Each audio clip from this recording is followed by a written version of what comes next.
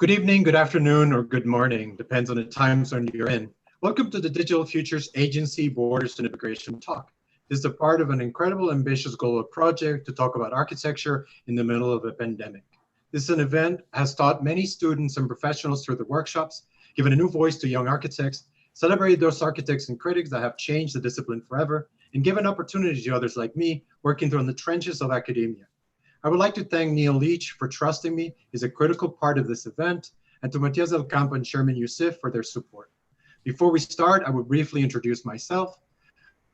My name is Gabriel Esquivel. I was born and educated as an architect in Mexico City. I received a master's degree in architecture from the Ohio State University. I previously taught at Knowlton School of Architecture and Design department, both at the Ohio State University. I'm currently an associate professor at the TexasA&M University Department of Architecture. I would like to welcome our guests. Once again, thank you so much for taking time to participate in this talk. I'm truly excited about the conversation, given the diverse points of views of all of you represent. So it was only natural to open the forum to other disciplines as well. I would like to focus the conversation as part of the conference main idea, which is about the future, the reality, paradigm changes, technology, politics, ecology, immigration, human rights, and culture. The format tonight will be the following. I will be asking you, each one of you, a question that deals with your work and disciplinary focus. I felt badly about asking you to write something specific with this part tonight, given the fact that I just asked you to do this 3 weeks ago. So instead, I have been trying to absorb as much information about you, and I will frame your question with a little bit of research, so bear with me. So please excuse me if I misinterpret some of your research or your writings. Each one of you will have 4 minutes to respond after the question. So I would like to leave the rest of the time for the open discussion. Let me introduce to our audience, our distinguished panel.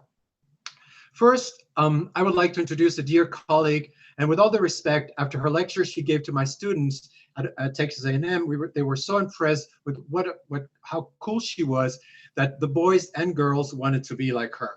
I wanted to be like her myself. Ersela Kripa. Ersela is a registered architect and a founding partner of the agency. Ersela works in urban and architectural ecologies to inform new ways of living, seeking productive and unexpected anomalies within urban contexts, and capitalizing on their potential through tactical interventions. Ersela's ongoing design research seeks to amplify the reach of local practices in informal environments, identifying opportunities for intervention and proposing agile, minimal intervention she calls hackable infrastructures.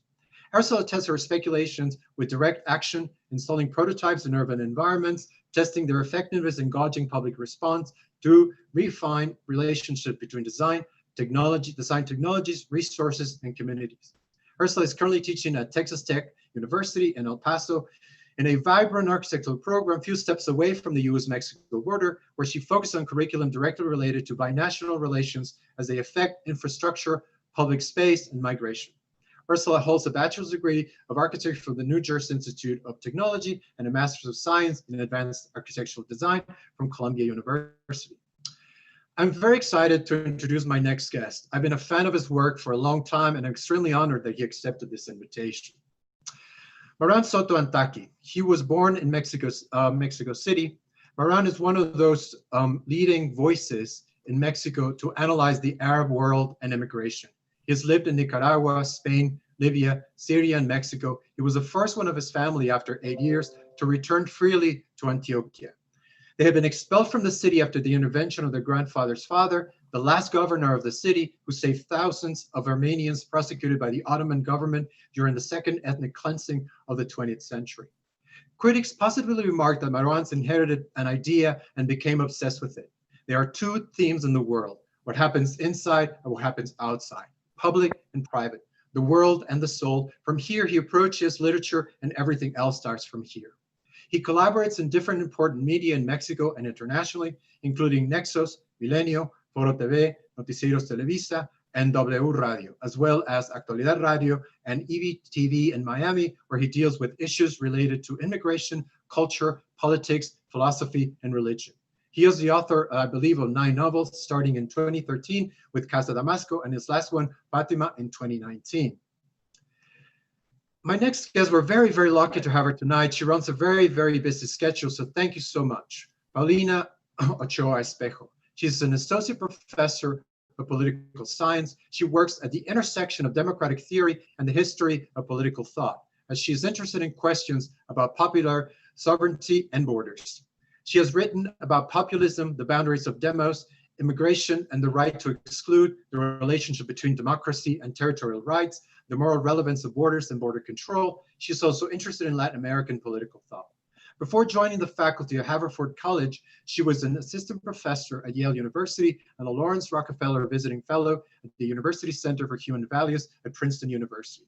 She's been a visiting professor at CETA in Mexico City and a Carey postdoctoral fellow at the Erasmus Institute in the University of Notre Dame.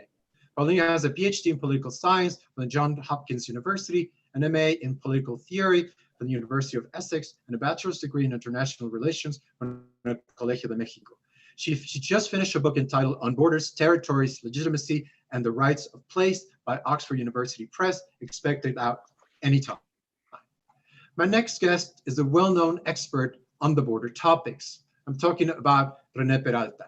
Rene's work in recent years explores the contemporary and future forms of the urban border between the United States and Mexico, specifically between the cities of Tijuana and San Diego.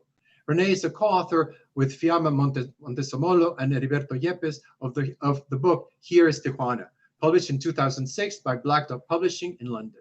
In 2018, he co-edited along with Tito Alegria and Roger Lewis the commemorative edition of the book A Temporary Paradise, a look at the special landscape of San Diego region, originally prepared by Kevin Lynch and Donald Appleyard in 2018. His book Here is Tijuana is a compendium to Tijuana on the border of Mexico and the US. This book looks at the history of the city and to its future and its dark side, the possibilities it offers, and the range of text and fascinating photography record at a multiplicity, in fact, is indeed a disciplinary effort. It is the work of 3 editors, an anthropologist, a writer, and an architect. The book is a combination of 3 distinct research projects. It is divided in 3 sections: Avatars, addressing the social cultural issues surrounding the city; Desires, which explores questions of morality, cultural practices, and entertainment; and Permutations, which looks at the built environment. Next, I would like to introduce you to my dear friend, Alex Santander. Thank you so much for being here. Alex is a principal of Studio Santander. This office focuses on architecture, urbanism, and design through rigorous research of the underlying contemporary conditions as it seeks to identify possibilities to design strategies towards speculative realities. He's a director of TIOC, a think tank that focuses on the construction of possible systems of governance through decentralized systems of commitments and the real-time negotiations that organize the resultant temporary morphology of architecture city. The research is focused on the conceptual, theoretical, as well as the computational. Their areas of interest, among others, include post-human conditions, alternative systems of coevolution, and the construction of Sino onto political realities. He is a partner of Hyperloop West in Los Angeles, San Diego, Tijuana, Ensenada route, which seeks to radically impact the formation of a new mega region. He is a partner of HEM, a research and consultancy group focused on the impact of Hyperloop technologies on the architecture and the city. Recently has participated in the Malaysia Biennale, the Seoul Biennale of Architecture and Urbanism, both in 2017, the Venice Biennale of Architecture in 2018 and 2020, now 2021. And he also participated in an exhibition by the Wallstadt San Diego Tijuana, sponsored by the Goethe Institute and the City of San Diego, called The Architecture of 4 Ecologies. He studied speculative and accelerationist seminars related to architecture and urbanism at the Universidad Iberoamericana in Mexico City and Tijuana. Finally, I'm so glad that Germán Pallares accepted to participate. I met him briefly some years back at the Tech of Monterrey in Mexico City. Germán defines himself as a queer Mexican architect, finishing a PhD in history and architecture at the University of Pennsylvania. His work is about modern history in Latin America and the United States, with a focus on cultural relations, border, and politics. He's interested in fields such as border and Chicano studies, environmental history and urbanism, and many others. But he is especially interested in post-colonial and decolonial perspectives. In a few words, he's interested in the intersectionality of class, gender, race, identity, and its relation and representation in the built environment. He views borders and margins as increasingly important sites for understanding all these concepts and ideas, but more importantly, as places to generate networks of connection and communication and communication and collaboration. In order to continue and then move on to your questions, I took the liberty of preparing some kind of sort of a little bit of an essay, a little bit of a manifesto, sort of speak about what I think this, for me, it represents this idea, and the reason for, in relation to what Digital Future is about, kind of create sort of something and talk about something that I think is closely related to this general idea. So bear with me, it's not very long, so I apologize, but I thought it was important to kind of contextualize, where I'm coming from.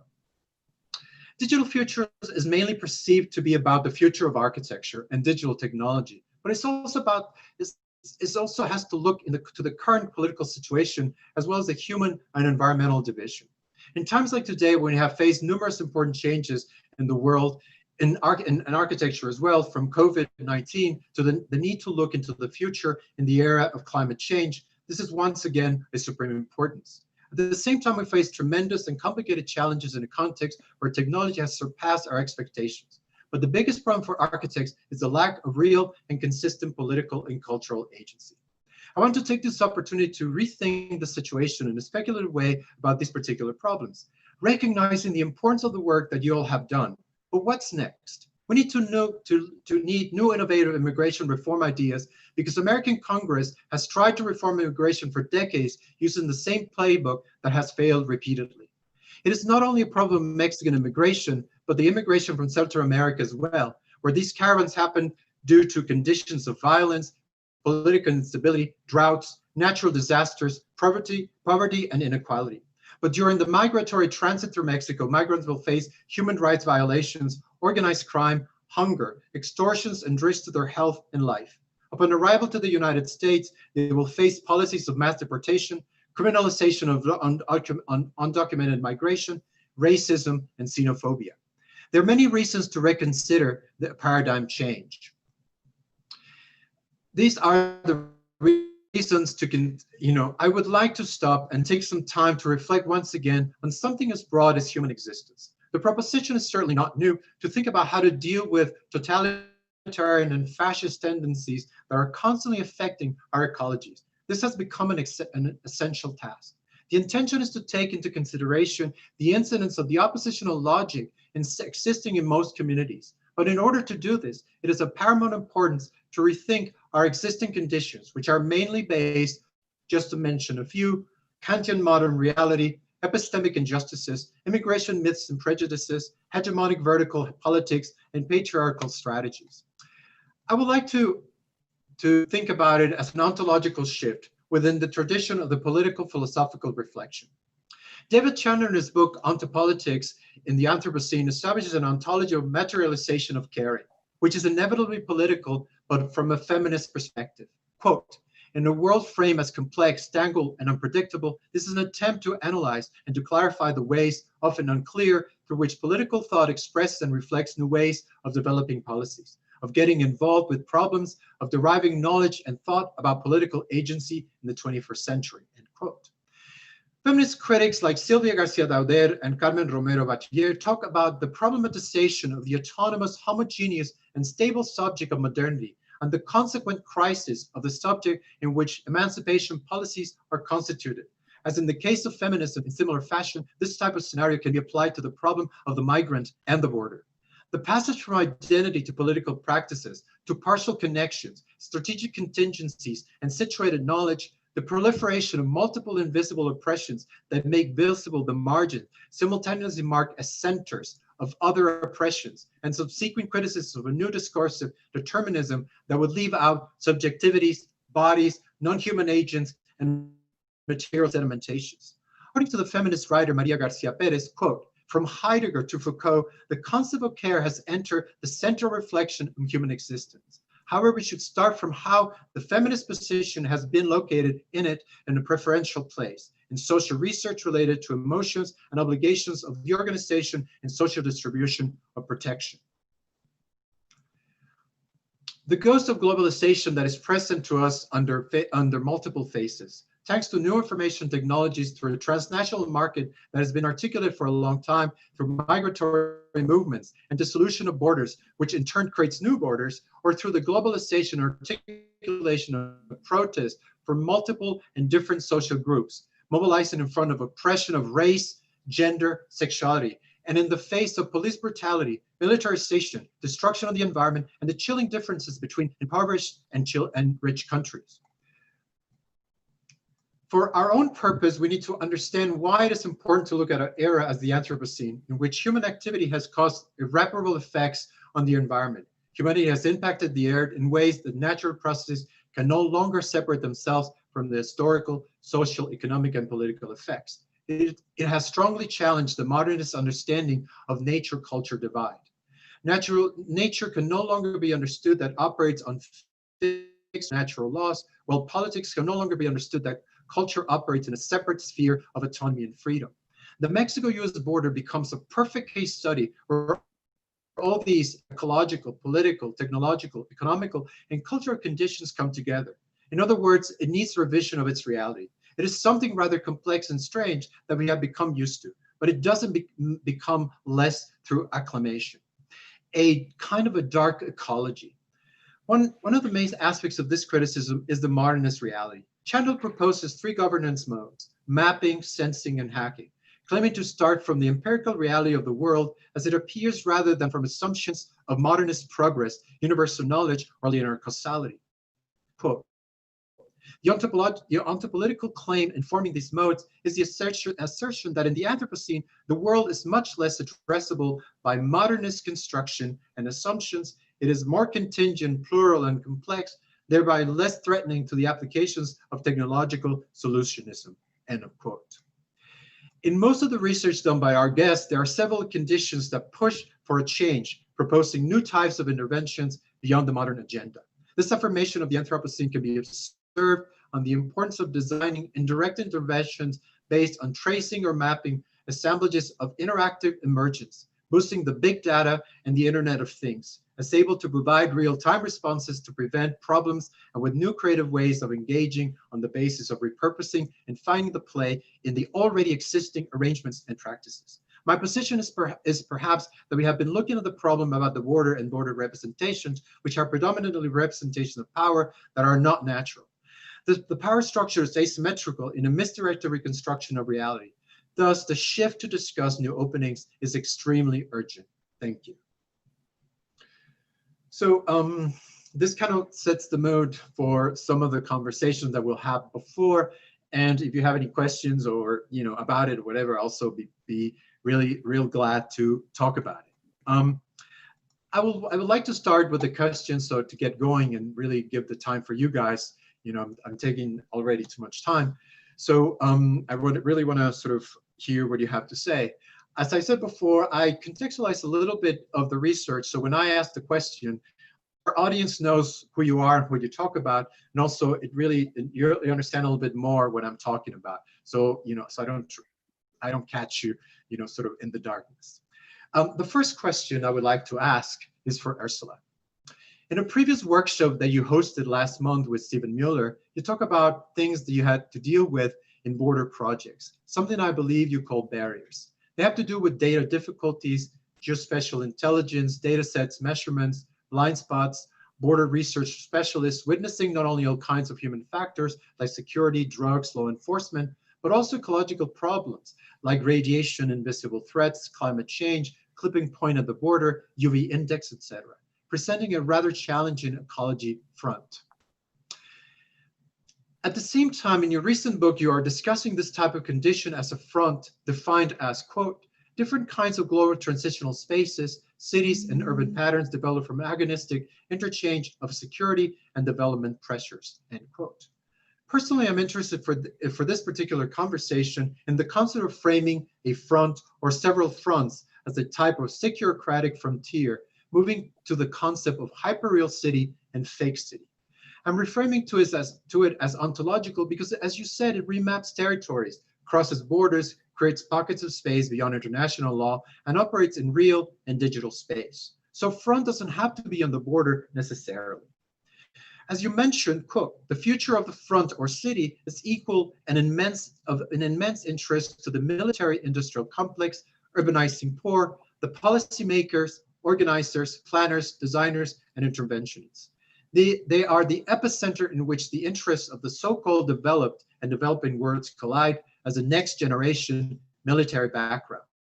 They are already the contemporary battlegrounds for social equity and spatial justice, end quote. These fronts are sites where shifting urban power dynamics are conceived, rehearsing, and assessed before they are executed and deployed across military and civilian spaces.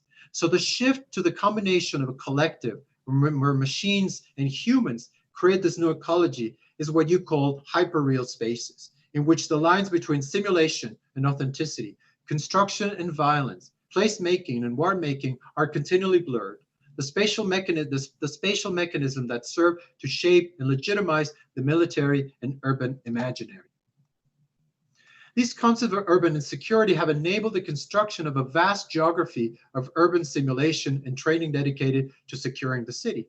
The first and larger CACTF, Combined Arms Collective Training Facility installation like Leshytown, located in Tacoma, Washington, is a combination of physical and meta VR training. In the CACTF, all instrumentation, virtual scenario applications, threat emitters, and physical combat training have evolved in a complex definition of cross-realism. So my specific question is, do you think that these fronts are defining the future of what a particular border, in this case the US border, or any front, will have to entail?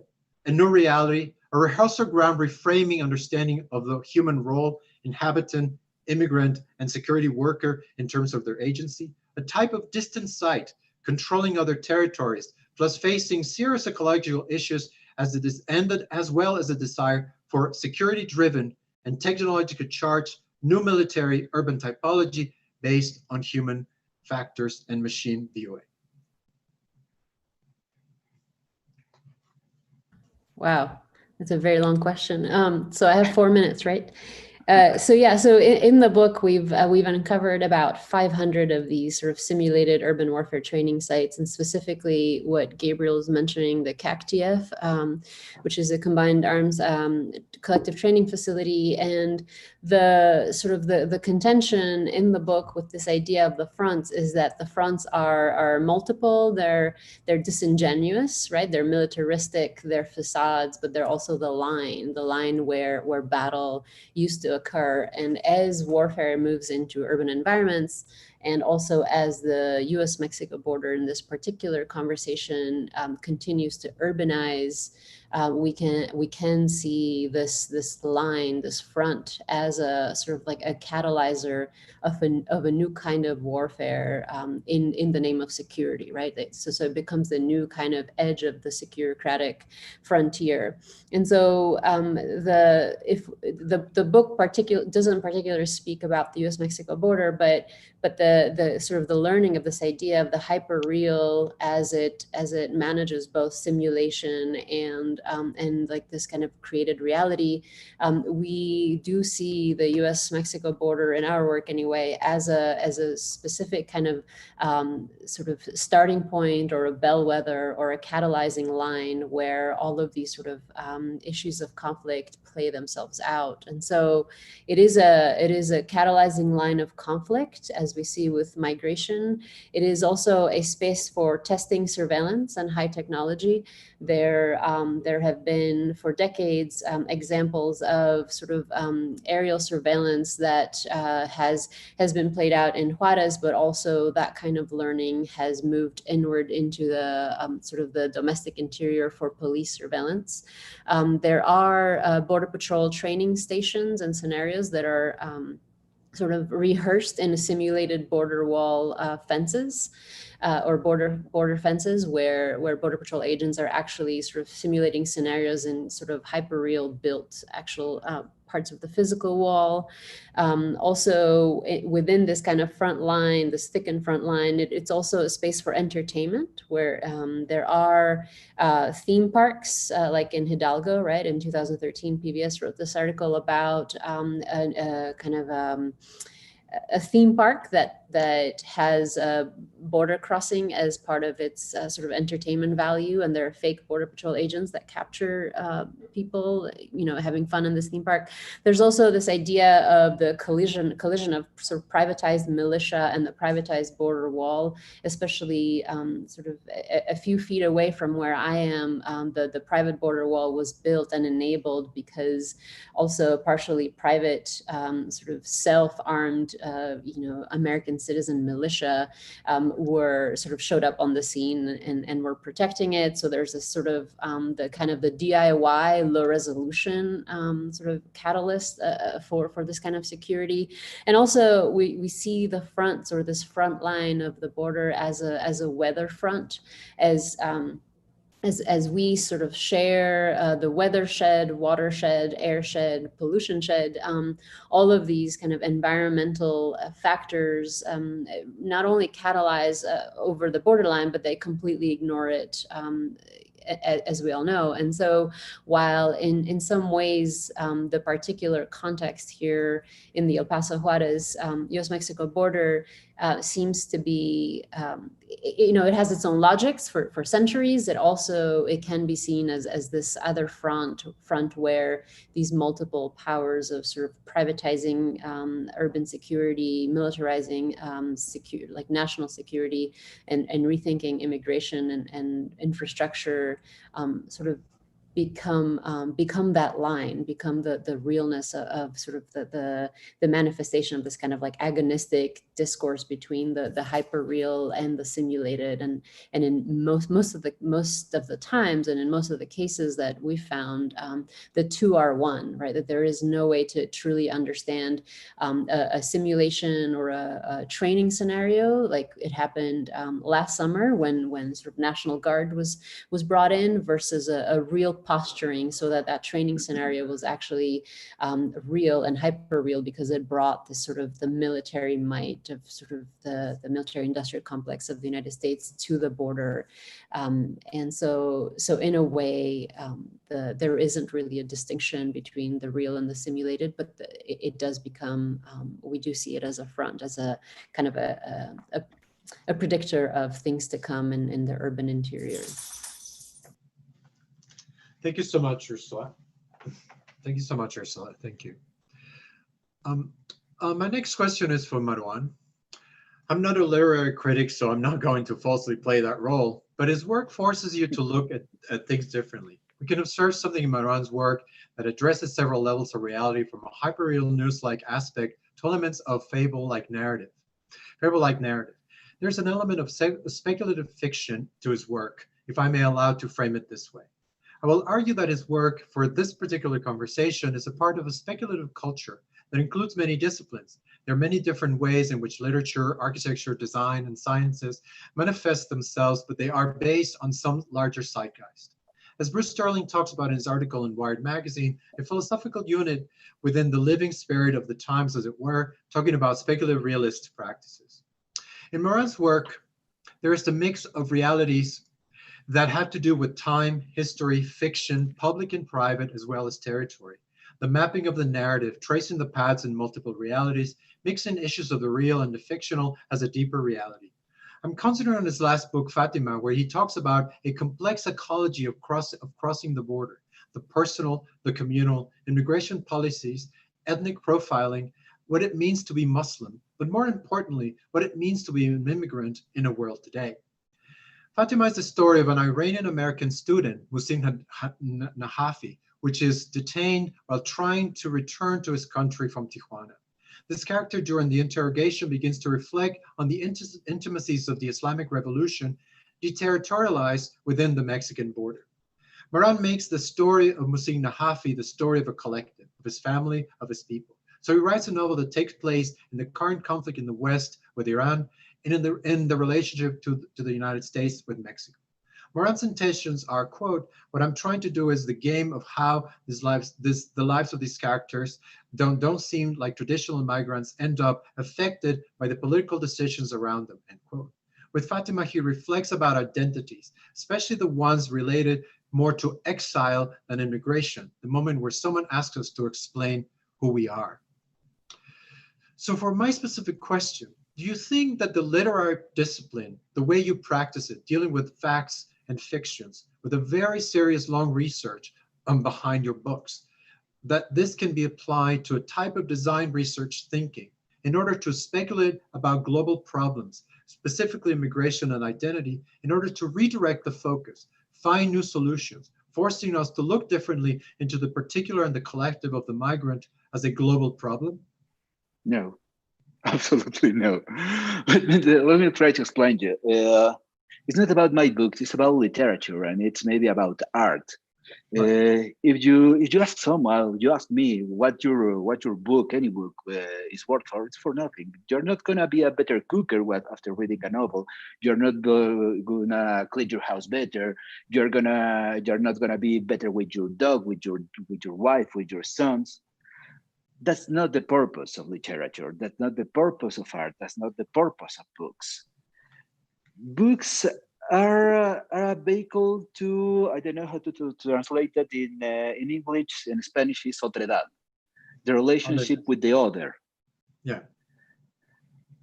Books and literature are our testimony of our history with others. We know our history through the building of memory, and that memory is in books.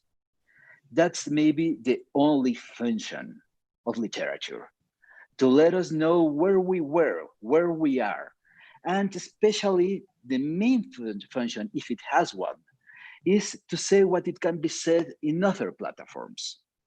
It's not about the speculation, it's not speculative.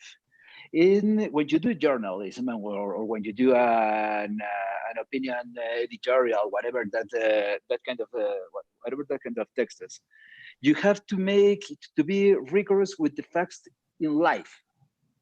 When you write novels, you have to be very, very, very, very compromised with the limits of fiction. What are those limits in fiction?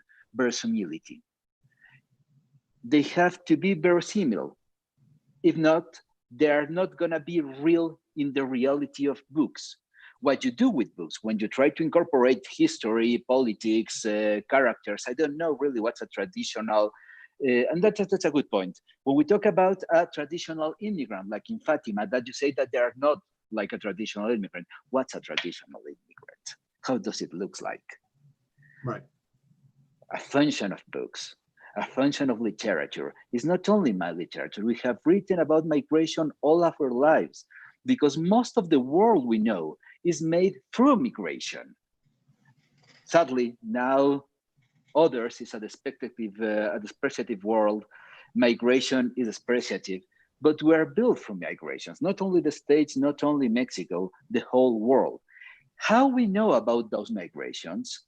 Not by modern journalism, not by anything else but art, especially literature. That's the main use of it. So what we might do when we learn is only to have a conscience of others. It's not a small thing. In fact, it's a very difficult thing to have a conscience of others. The first conscience of others, we have it through books. What happens when we lost it in the real world? We have Mexico-States border. We have Guatemala-Mexico border. We have Syria-Turkey border. We have the Mediterranean Sea with the Libyans trying to go to Italy because they are not others. When you stop seeing someone else as other, you start to look at that person as an it. And at it, we don't have the same rights of a person. So maybe what we could do when we talk about these subjects through different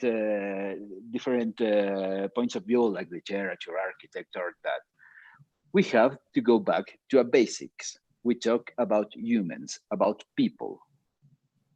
That's maybe the biggest thing, and biggest achievement of literature. Bring others, not in a depreciative form, bring others to us. Thank you, Maruan. Thank you very much. Our next question is for Paulina.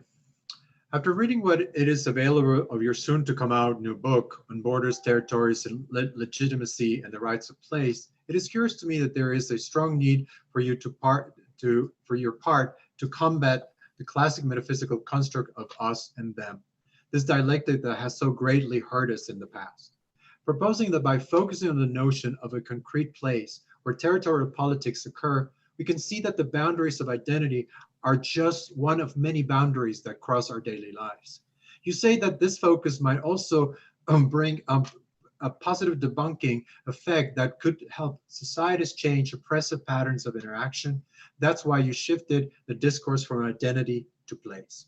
In order to overcome this metaphysical problem of opposition, you propose an important shift that you will argue as a collective that includes animals and plants as well as rocks, sand, water, and air. The ontological shift, understanding that the ecological machine place goes beyond human focus of identity, hoping that such place-based condition goes beyond an identitarian regime. This new collective will help us understand and prevent local practice of oppression and abuse. Territorial politics are difficult. This is particularly true, as you mentioned, when the question of territorial politics are framed from an identity approach, demarcating limits of identity groups and territories, line ownership and control that are controlled by these groups. Once again, a matter of us and them, in or out, close or no borders at all. Who we are works against us, but you point out that by turning to a neglected tradition of territorial politics, focusing on place and taking the environment seriously, however, in order to understand how to escape this impasse and other similar start choices, you suggest we have to understand how deeply identity shaped or thought about borders and territorial politics are ingrained. In your arguments, you look into several issues. You talk about the fact that the place-based approach to territorial politics is new to the political philosophy international context. It is already important in geography and public policy approach to understand institutions from a normative perspective, which is common in urban studies focusing on infrastructure layouts. Other examples are specific policy interventions within the last 20 years, where several cities in Latin America have experienced with new forms of citizenship based on communal action by changing the physical shape of urban areas through collaborative projects that seek to transfer large-scale spaces to citizens. My question is, how do you conceive, build, and reach agency for your proposed concept on doing the oppositional and oppressing politics of us and them, the problem of identity versus place, by reframing territorial politics, by moving out of the traditional philosophical social analysis into a new condition, introducing new ecological collectives, at the same time with empowering your discourse by including concepts of geography, urban presence or participation, as well as perhaps philosophy in order to achieve this goal? Well, thanks a lot for the invitation to talk with you. I'm always very excited to talk to people who are not in political theory, and especially people who are thought about place like you have. So that's very exciting to me. When it comes to your question, well, the question is the book that I just, the answer is in the book that I just came out, if you want to see it. In fact, I just had the physical volume here and I wanted to go like that, but it's hiding somewhere in so it just came out, and it's a big volume. So I'm going to try to make as condensed as I can to explain some of the ideas that you were describing, Gabriel. So my main concern is that when we think about borders and when we think about territory and political philosophy, we tend to think with a guiding metaphor, which is the metaphor that I call them the desert island. We imagine countries as if they were very, very well designed, divided by a line. Ideally, it would be water outside so that we know that it's not the territory. And we imagine that it is as if it were a desert island where a group of people arrive and now they own it. So it is as if it were private property. So it's a very well-defined land, defined naturally, if you will, and it's owned by a group. And this is the way that political philosophy has imagined territory, at least since the beginning of the colonial era, but it probably goes back before, even to Roman times. So when you have this idea of territory as a desert island, you very easily get into this idea that you have to defend the line that is your property. And it is the property of you, of us, of a group, is defined in terms of identity. We own this land. So this is precisely what Ersela was talking about, the idea that the border becomes the front line of defense of your property, your territory. And it also becomes the defense of the group, the defense of us. But part of this metaphor of the desert island that has become so entrenched that it's almost impossible to imagine borders otherwise is that it's not true. Just like Maruan said just now, what is a typical immigrant? There is no typical territory. There is no well-defined territory. All territories blend into one another. Even islands blend into one another through resources, through the air, through the ocean, through the ways that we communicate in our social life, through commerce. So even all of those territories are not like that. So part of what I'm trying to do is to try to shift the metaphor of the desert island and think of another metaphor, and another metaphor that might be useful in political philosophy. And the metaphor that I use is an old metaphor. It's almost as old as the metaphor of the desert island, but it has been forgotten. And that is the idea that of the watershed, of the way the water sifts down in the water basin, as if it were a cuenca, ¿no? Como en español, la cuenca de los ríos. And the idea of the natural borders has been rejected since the 18th century for many reasons, but there's a long tradition of thinking about the way that cities organize in relation to the environment, taking places into consideration, and not who we are, but what we do there. So I'm trying to concentrate on this metaphor that already exists and better describes what already happens. So what already happens is that we are mixed, the territories blend into one another, that groups mix into one another. And what already happens is that we live in the land in a way that has to take into consideration things and plants and animals and resources. So given that that is the way that things actually are, and given that there exists a tradition that already thinks that way, I think that it's interesting to recover the metaphor of the watershed in order to bring the environment and to bring the relations of things, animals, plants, and other people as they relate to one another. And this is where the idea of place comes in. I take the watershed as a metaphor of place, of the built environment, of the urban environment, and the relations that exist there. So that is what I try to do in the book, and I'd love to answer more questions and keep on discussing with you about it. Thank you so much. My next question will be for Rene. You and your colleagues, Fiamma Montesemolo and Heriberto Yepes, are responsible for this kind of milestone publication in terms of research and the notion of place along the border. This book has influenced a lot of similar studies. I'm talking about Here's Tijuana of 2006.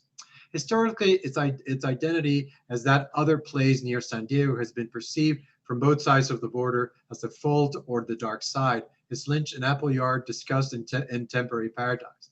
Therefore, within this frame of thought, the relation between both cities required a rereading or reconceptualization in contemporary terms. Temporary Paradise suggests a Tijuana that embraces its uncanny identity, which sees a future in asymmetry and against normalization from either side, imagining a space of convivial differentiation where the border is an opportunity to forge a set of relations between two cities developed by diverse and discrete cultures.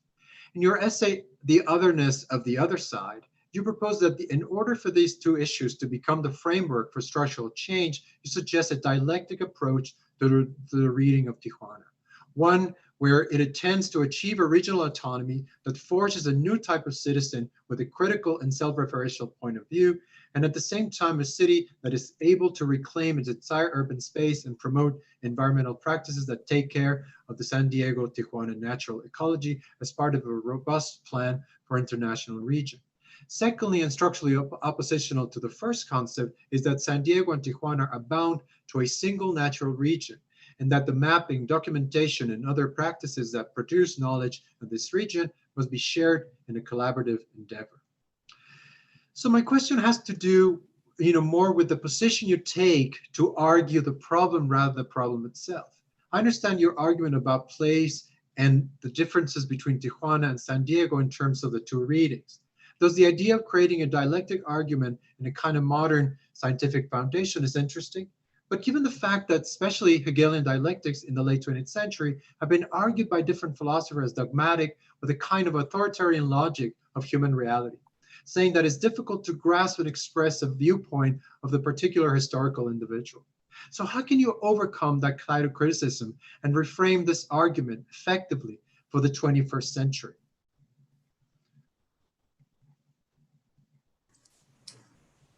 Yes, thank you.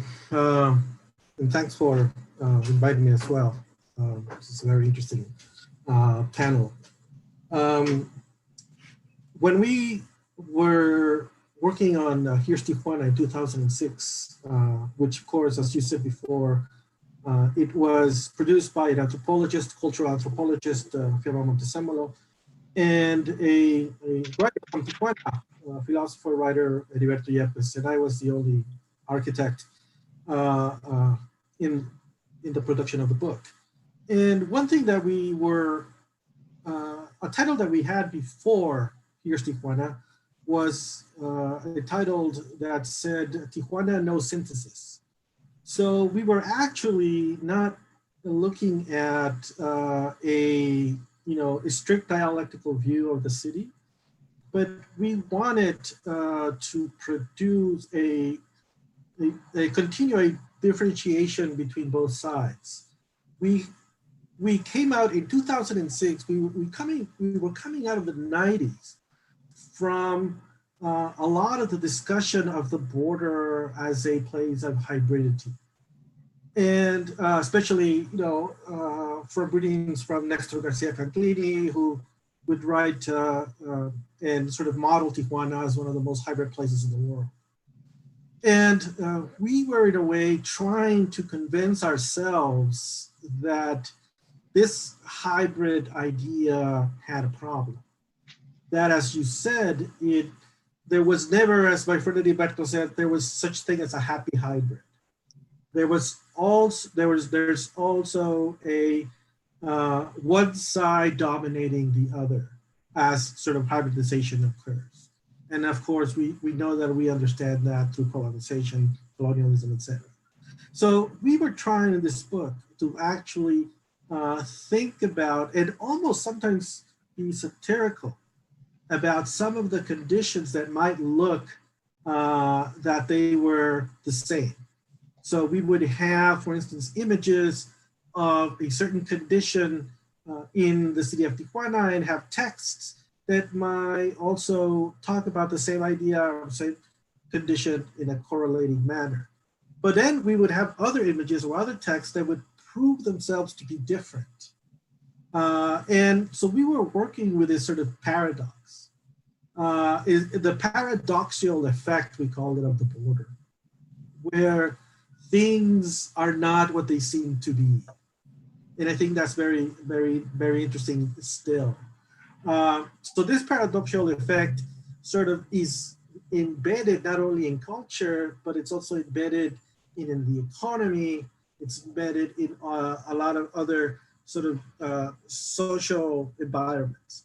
So for instance, if you look at, just by looking at the economy, you realize that the reason these two cities exist next to each other is because of their differences. It's because you can go and have your teeth extracted in Tijuana for $50 while it costs $500 in the United States.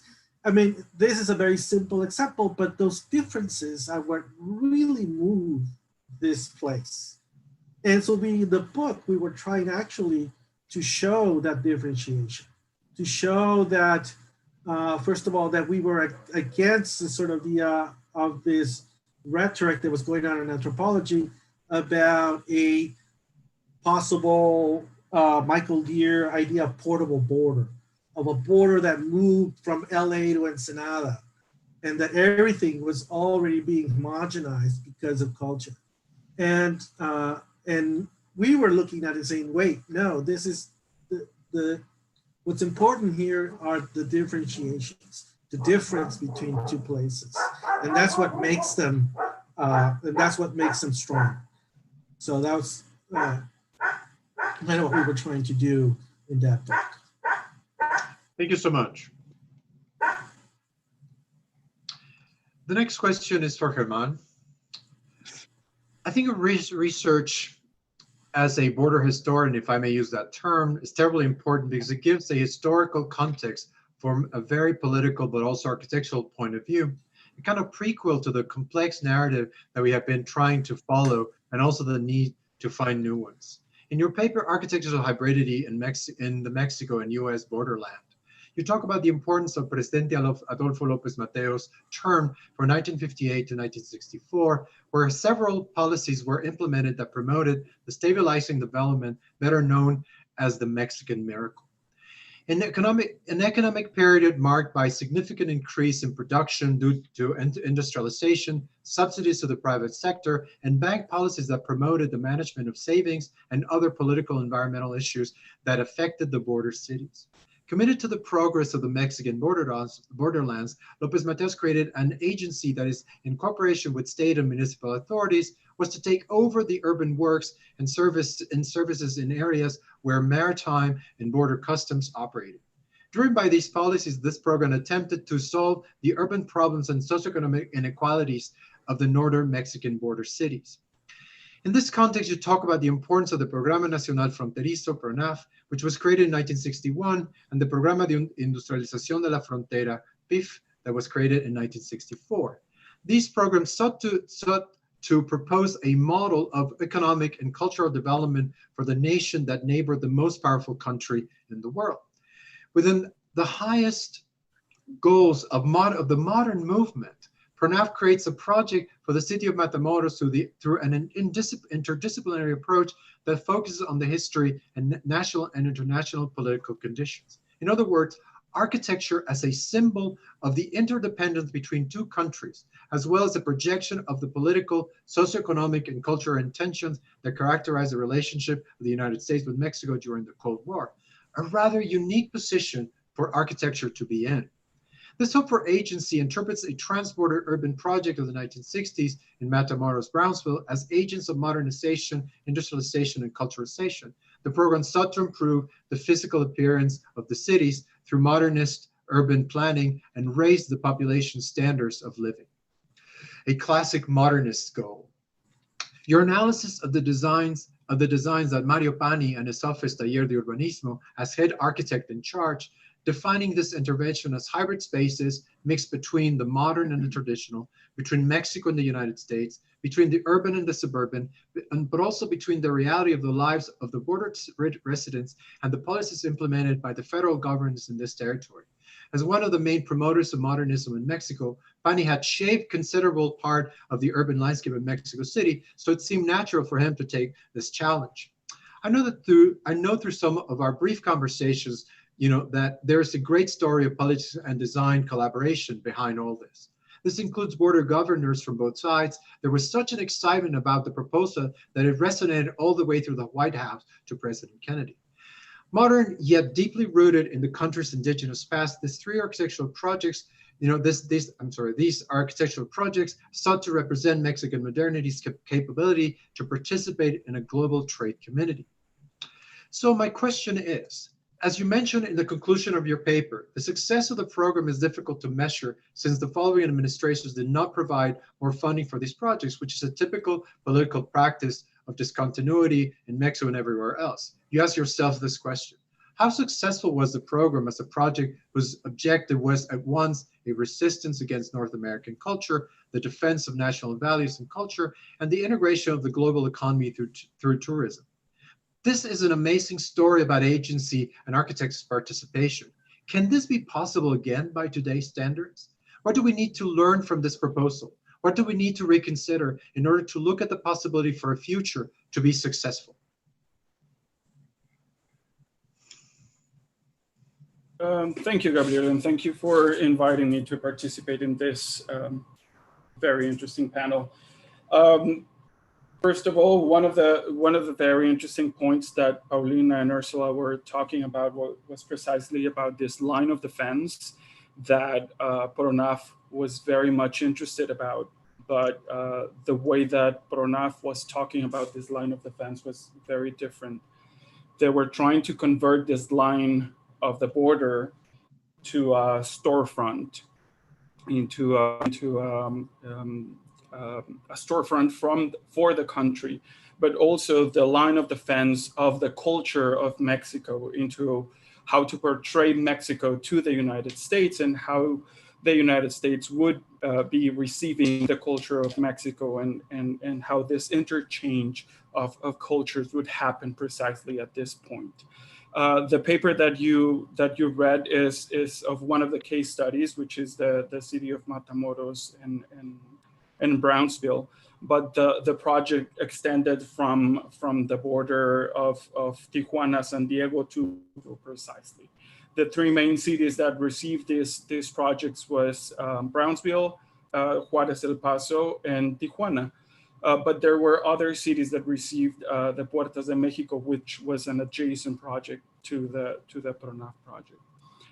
One of the very interesting points that you touch upon with the question is how Mario Pani was a very interesting figure among the Programa Nacional Fronterizo, and how the figure of the architect as a politician around in the 90s, in that era, well, and even before, especially with Mario Pani, it is a very important part of the success of the project, and the success of the internationalization or the binational impact of the project.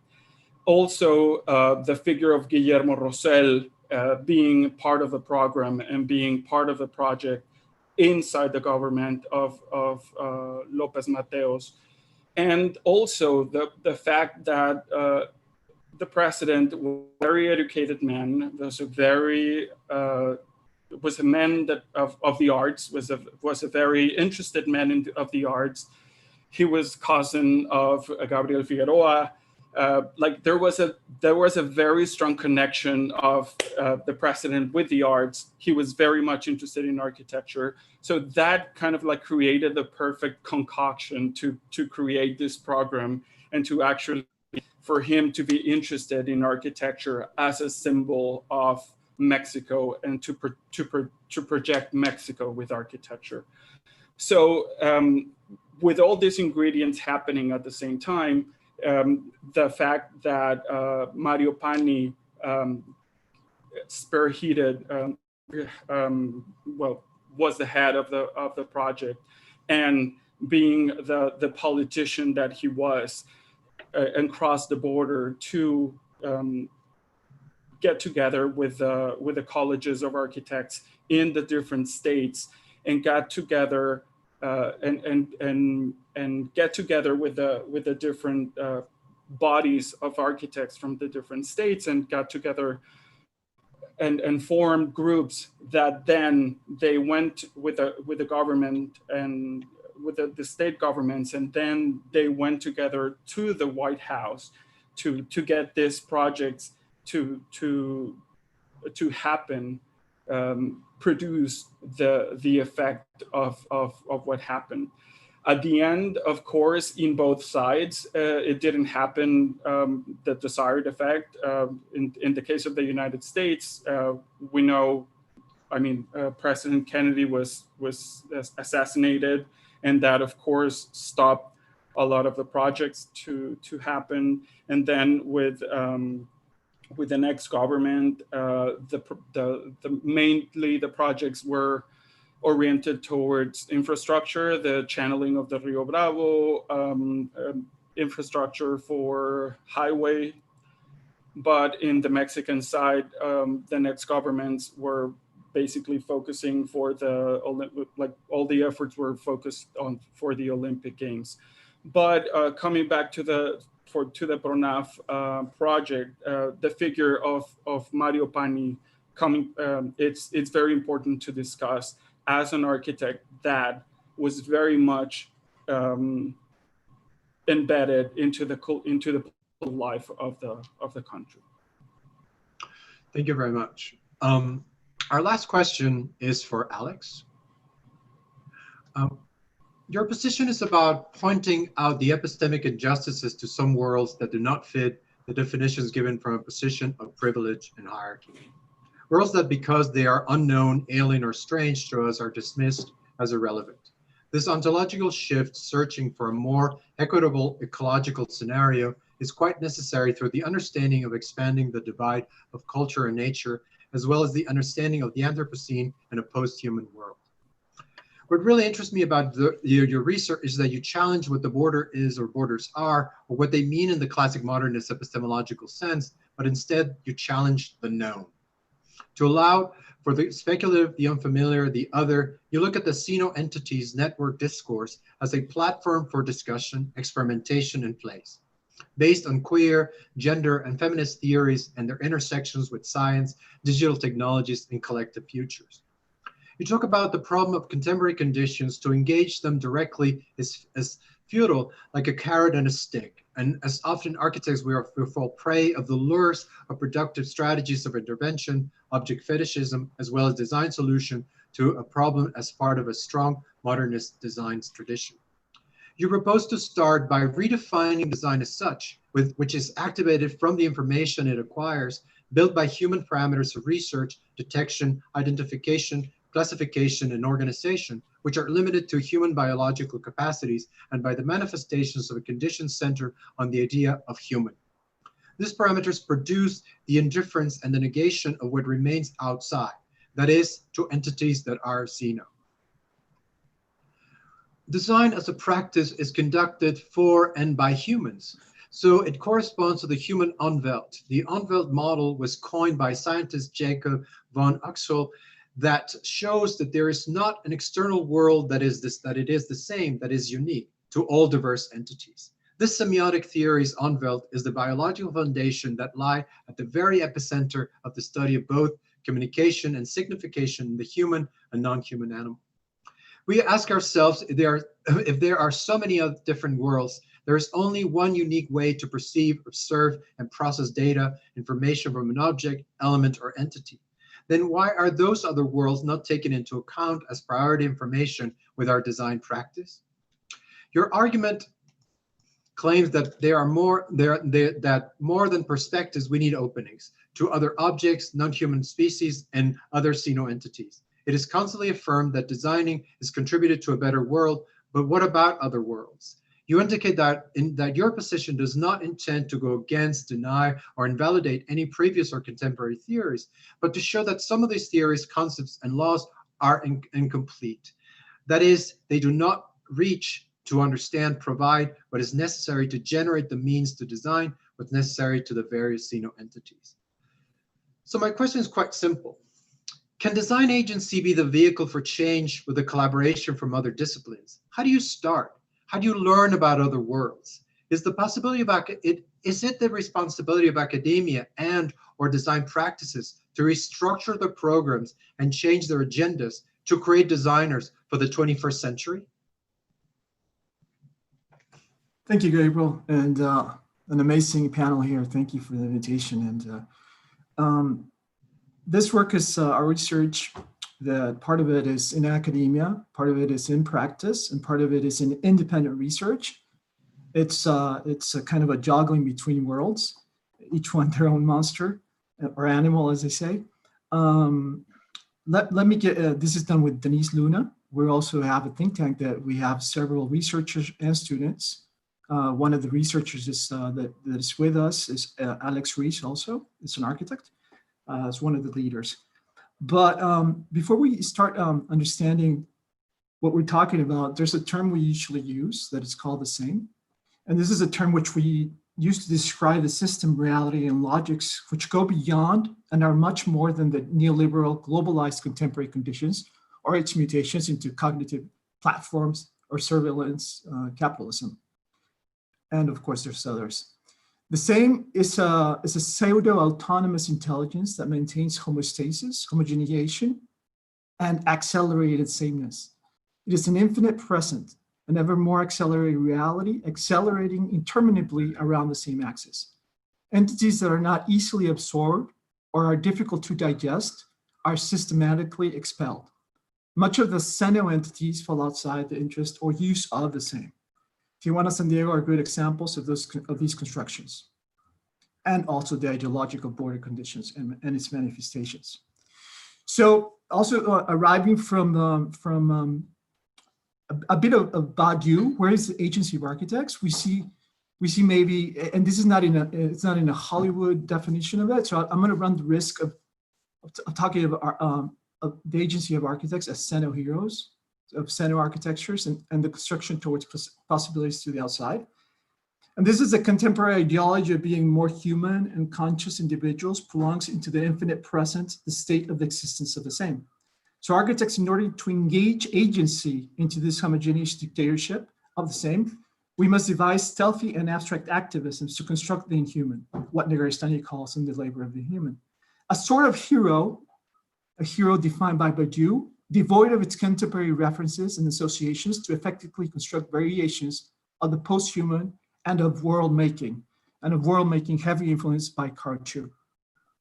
So it is also necessary to talk about here about the techniques. Techniques, when we talk about the localized and when we talk about the global, let's say the same for us is the term the same for us is the global. And techniques is the locality of it. So the term local or globalism and local, we were kind of critical of it because it doesn't engage into the abstractions of this pseudo-intelligence or pseudo-autonomous entity. And then we go into the questions of AI. We have to go into AI. And we question AI as a continuation of the same, right? Or the continuation and acceleration and intensification of contemporary conditions. The development of AI is geared towards the production of the most efficient and novel systems, and it monetizes any existence. As Matteo Pasqualini in his excellent paper talks about in New Scope, he describes the AI, the modern project to mechanize human reasons. Human reason has clearly mutated in the 21st century into a corporate regime of knowledge extractivism and epistemic colonialism. So it's interesting how we use AI now in architecture, sort of a tool, right? And we don't question how that tool is designed or where that tool comes from, it's a human extension. And because if it's a human extension, it's an extension of our faults, and it's an extension of our wrongdoing, extension of our bias.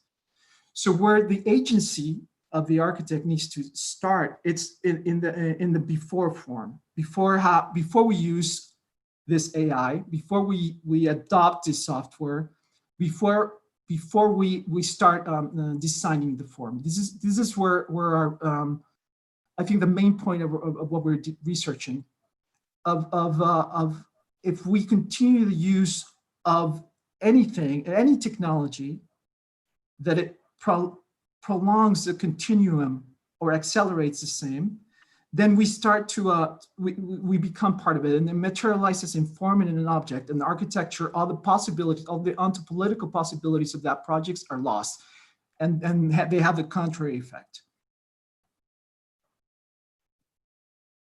So that would be sort of our critical points of how AI is being used and where agency could occur in architecture. I could expand more, but I know we're limited on time. I can't hear you, Gabriel. I'm going to switch computers, so bear with me.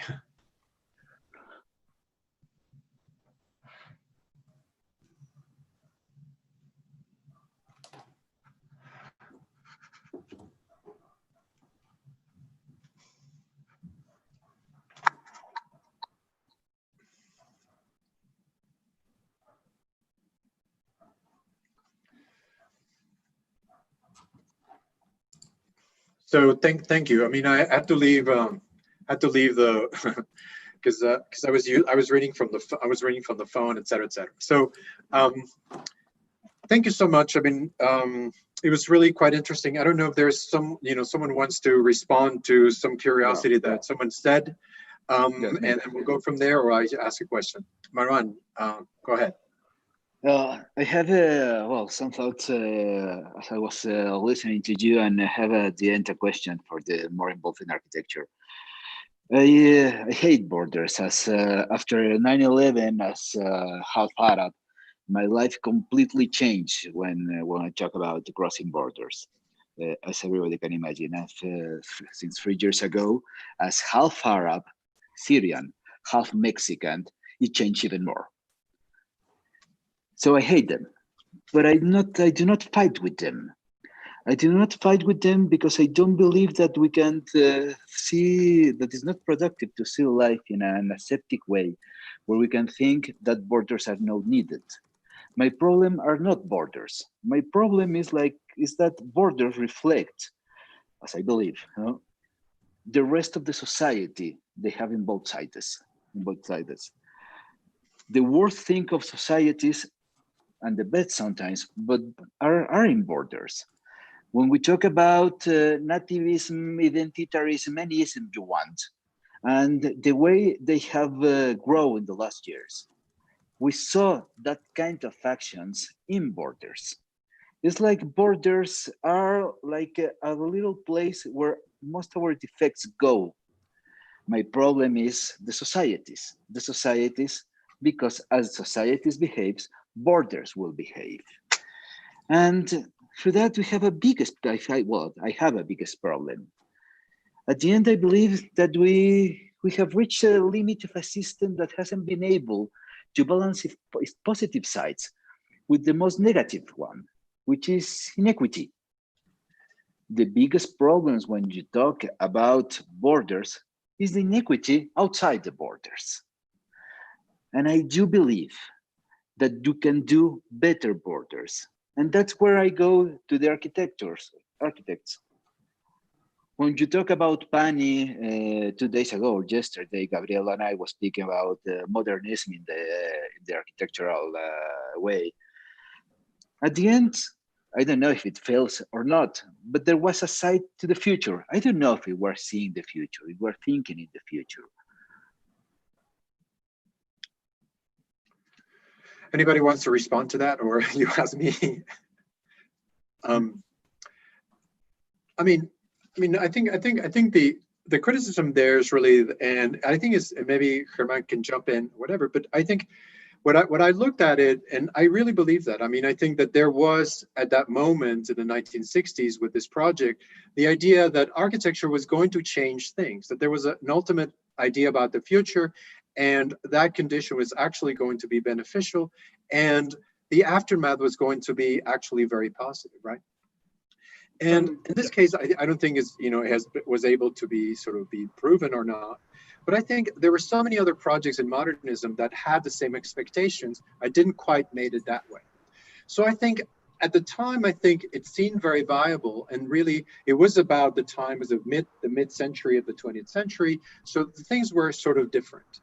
But after 50 years plus, 70 years of that time, we begin to think, okay, so what are our expectations of the future, right? So if it is not the modernist ideal as it was conceived through the eyes of Mario Pani and the kind of great sort of hopes and goals of modernism, so now what is it for us that we are looking for in order, as you said, to make better borders? I totally agree. How do we do that? But and then I think the question here isn't really divided in different parts. One has to do with analyzing the territory, as a lot of you do. Other people is really rethinking of what it does in there. But I think there always is the idea that behind all of you, that there should be a better way of doing it. And at the same time, the question is, what is the role of design, and the architects there? Is it really that the formula that we have been following, did it work? Or it's just kind of there, still trying to do something, but it's actually not doing what it should. So the idea of this panel is really to think, okay, so in the future, and I think you're absolutely right. I'm thinking, okay, if we're going to make the borders better, then what are the conditions of the second decade or third decade starting of the 21st century in order to shift that and do something other than what they thought it had to be done for the future in the 1960s, right? Last question for architects. How much do you think on identity when you do your work? Can I jump in a little bit about the PANI project? Yes. Sorry, Paulina, I don't want to interrupt. No. So go ahead, Herman, and then we'll go to Paulina. Yeah, I wanted to jump into the Mario PANI project. And just to clarify a couple of points. Let's think about the 60s and the moment of the height of modernism, and Mario PANI as the modernizer of Mexico City or the country, in a way. It's the moment of Tlatelolco. It's the moment of the modernization of the city, and the model of all the multifamiliares as a way of reproducing this as a way of living and as a way of modernizing. But also, and thinking about this getting better of the border, or mejorar la frontera, to call it a way, it is interesting to think about what they were trying to think, what they were thinking of mejorar la frontera, especially because it is a very centralized vision, what they were thinking.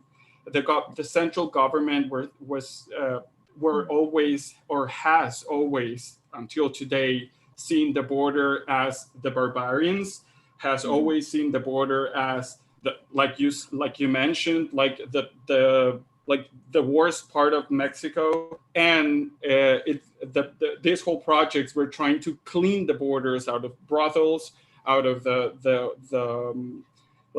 worst part of the country, and they were trying to think about identity and to bring national identity and the best of national identity, and actually this national identity that they were trying to bring, and Mario PANI included, and Pedro Ramirez Vázquez included into that, was actually erasing any of the other cultures of the northern part of Mexico and bringing the Aztecs and Tenochtitlan as the only culture that existed for the whole country, as a way to homogenize the whole country.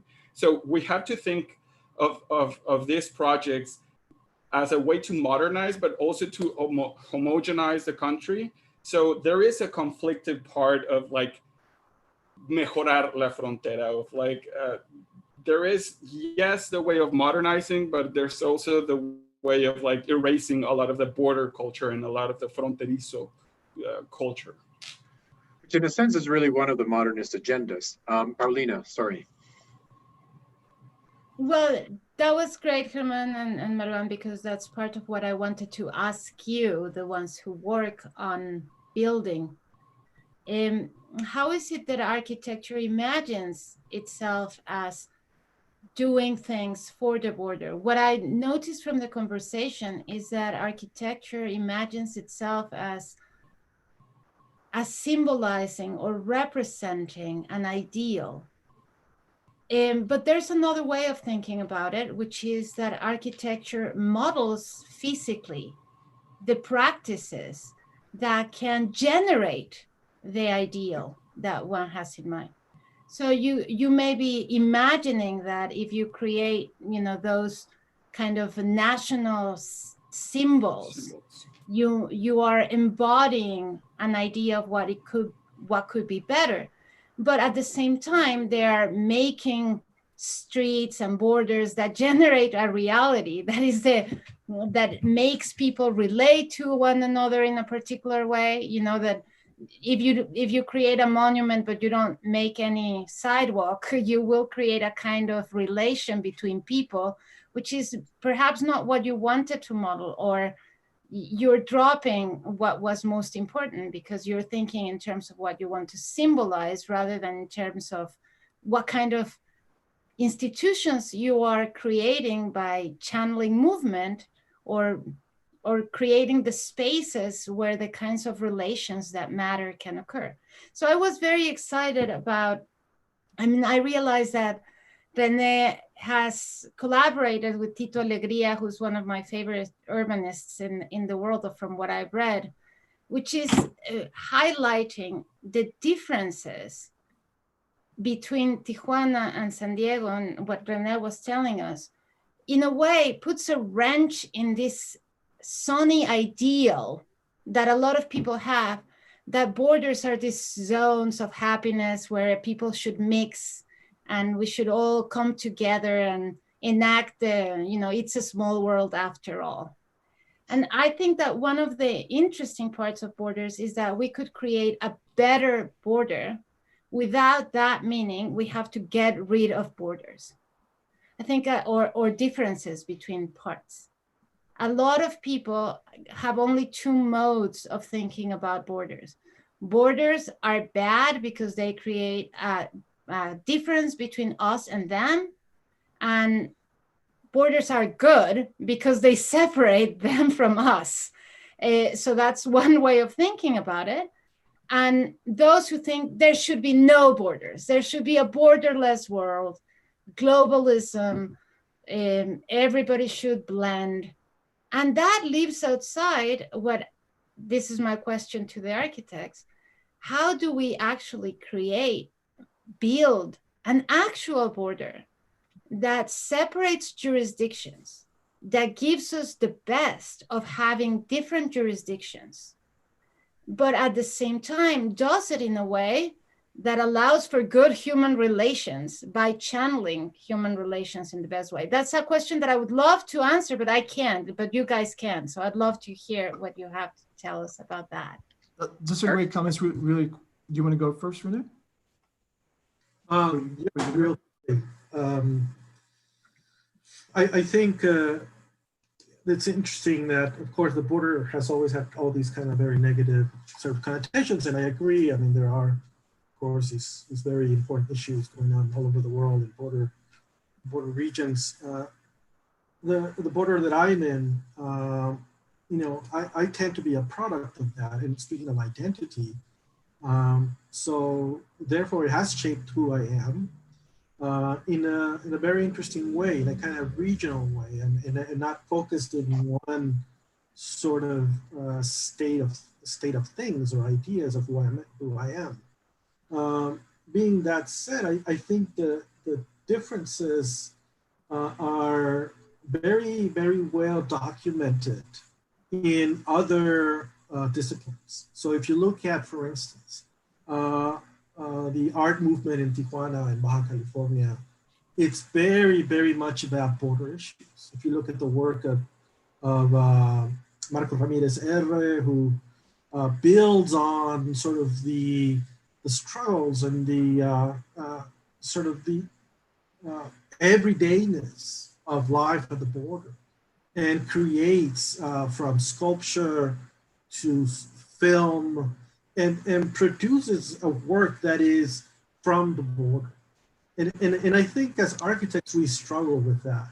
I think as architects, we struggle because we're still sort of thinking of that kind of monumental sort of idea of architecture, of this sort of modernist project of the 60s that you were talking about, that I agree it was a way to actually Mexicanize the border, Mexicanize Tijuana in a way as well. So it's very difficult for us to think about it. And I think we have to look at how as architects we propose new ways of relationships and social relations in the border, rather than thinking about, you know, how we're just going to build the next, the next building, and if it's representative of some kind of, you know, architecture of the region, et cetera, et cetera. I think Maruan has an excellent question there, because that's exactly what we're talking about in our office. Is that instead of looking at the object as borders, and when I say object, it's not just the formal aspect or how or what it is, but it's a whole construction of the ideology of what it does too, of the border. So if we start looking at it as something that like Paulina was talking about, it's not binary, it's not bad or good. It is something, correct? But if that's something, we utilize that to emphasize the entities. We don't call it identities, we call it the entities. And it's important to go into the non-human. And when we go into the non-human, we decide this border affects the entities that are not non-human. And when we talk about non-human, it's also sentient and non-sentient. And all these have a very, very, very abrupt and violent impact on planetary scales. So it is necessary as architects to start engaging at these deeper abstract levels rather than the ones that produce the continuation of the logics of the system we live in. And it is primordial to start trying to access these xeno entities, and these xeno entities can be humans also. You know, it can be the different genders. It can be migrants. It can be the ones that have different capacities. So I think architecture, the call for me for architecture is to stop the object fetishization that I call, and start these processes. And that's why I put the example of the AI. AI is a technique, it's a tool, and it's not, and sometimes in architecture, we use it to produce beautiful inert objects. And we don't engage in it in the abstract. We don't engage in it in the way what it does or where it comes from. And this is where I think architecture has agency. And I think the future of architecture is not about producing objects, but it's a little bit more silent. It's a little bit more sigilious. It's a little bit more in the planning of things that will come. And sometimes those things will come by themselves. It's not necessarily the ideal of the modernist God architect that creates a beautiful object that impacts everyone, you know? Ersela. So I have, so Maruan and Paulina's questions are just phenomenally like on the sort of like the edges of architectural discourse. So it's really interesting to have them from people who are not architects. And so the question of identity that Maruan asked, I think it's incredibly important to also to remember that architecture as object has been historically complicit, right, in constructing identities. If you think of all of the most sort of powerful and successful dictators, they always had an architect who constructed their image, right? We can think of sort of Speer for Hitler, we can think of the rationalists for fascism, you know, Russian communism, and things like that. And so through that lens in our book, we really look at these fronts, which become, they're really architectural typologies that the US military reconstructs that simulate the sort of the ground, the theater of war. And some of them are built like, you know, they're cities in their own rights, but the most important buildings are actually constructed as fronts. So the faces and the facades are meant to project a certain kind of context onto which a military can rehearse urban warfare, so that essentially the informal environment that they are invading, it becomes a known catalog. And so in that way, architecture is very much complicit through various typologies in kind of not only building identities, but also allowing this sort of the military to invade and deconstruct these identities. And so that's a really important question to recognize, and to recognize as architects that when we're designing the buildings and spaces, that there is so much historical baggage and reference, right? That it requires us to not be inert, right? To be more aware. And then to this kind of suggestions by Paulina, right? To think about new jurisdictions. What we have found, and Gabe was talking about this earlier in terms of sort of data barriers with our work, is that while generally borders are so remote from the centers of jurisdiction, right? They're at the edges of nations, they're at the edges of Congress seats or where law is made. And so that kind of physical remoteness allows for another kind of fragmentation where smaller jurisdictions are sort of fragmenting the ground and the territory, but as humans and non-humans and environment and weather and water and geology is constantly negotiating these territories. They are not controllable by jurisdictional boundaries, right? And so I think the most useful tool as architects that we have is a section, right? So we've been sort of trying to map these fragmentations where the jurisdictional boundary that's connected to a ground that's surveyed, right? Surveyed and surveilled and drawn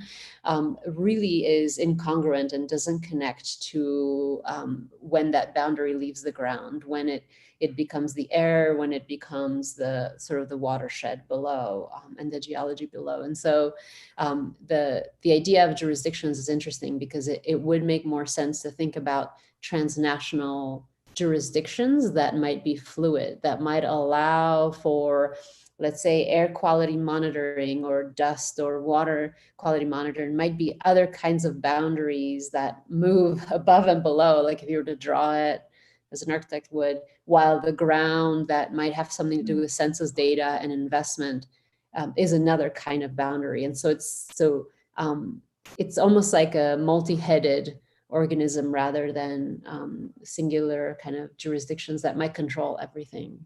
So that's kind of that's.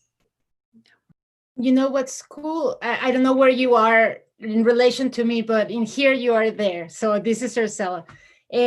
What is cool about that is that they exist already, if you think about it, even in institutional form. So I love to think about the Water Boundary Commission, the SILA, that, you know, they already have institutions that deal with those things that cannot be put in a section, right? That it's not a line. And they already exist and we already use them. Thinking like we have binational commissions that govern resources that are already shared, but our imagination doesn't usually go there when we think about the border and when we think about the jurisdictional line. But it would just be a question of beginning refocusing on those things that already exist. And they exist also physically, you know, like the channelization of the river, that's what Germán had in mind, you know, those spaces that have a shared infrastructure, shared buildings. And no, exactly. Sorry, just this idea of, Germán, that there are sort of binational bodies, the International Boundary Water Commission. So when it hits the ground, right, the information hits the ground, and I'm thinking specifically through software of like how to actually create maps that might help architects and designers know this information precisely. What we have found, and we're sort of trying to figure out the data flow so that it translates, is that there might be even though topographically the ground continues, the data that we get through software from Mexico versus the US measuring bodies, like the scales and the precision doesn't match.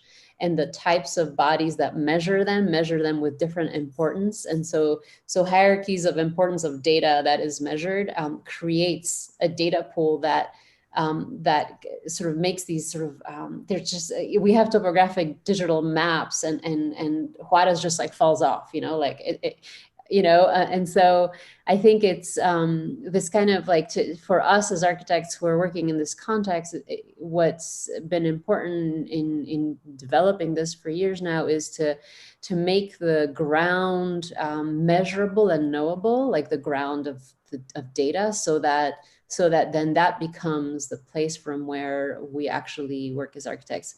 And then the other unfortunate thing is that since the Trump administration, some of these monitoring stations have gone offline. And so even like the Big Bend National, the national park and its relationship to the Boquilla side and the Mexican National Parks organization, that relationship has not continued to thrive in a way to think about ecology together. So although we're really far jurisdictionally from centers of governance, that kind of policy is trickling down and is severing some of the relationships.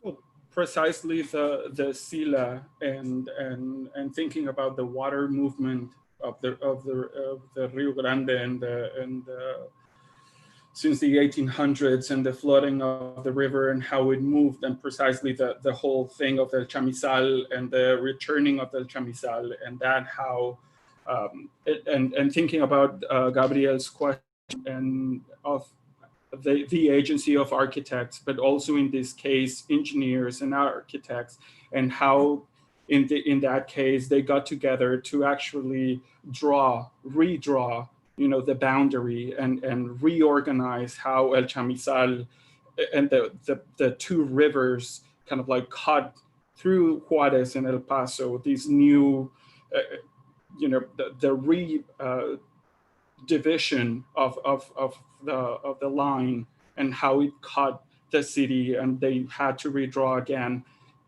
in this whole, how architects and engineers had to sit from both sides internationally, sit in a table and redraw the line, and then that organized institutions, binational institutions that then later, unfortunately, yes, they had to channel the river, but that channeling of the river was a solution to actually a problem that had 100 years, and that was a solution that was consensuada between the two countries, and that an architect and an engineer from both sides of the river got together and had a solution. So yes, there, like Gabriel was asked, is there a way to do this again? Can we as architects participate in these solutions? We have the tools, like Ersela was saying, like we have the tools to do it. We have the data, we have the information, we have a way to draw these solutions. It's just, I guess, we have the history to tell us that we have done it. I guess it's just the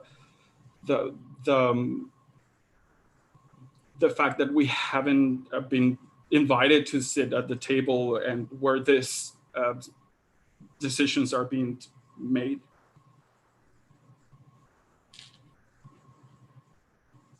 No. Gabriel, you're muted. You're muted, Gabriel.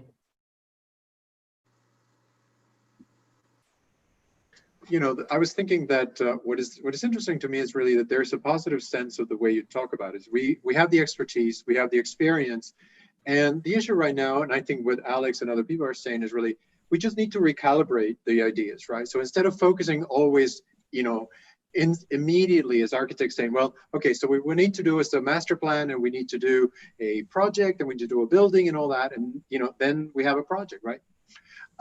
And that's not the point. The point is really thinking, how can we sort of sit back a little bit, think about all the participants that are part of this, their problems, their points of view, and really sort of think from that point and really sort of use that expertise again and recalibrate the problem, right?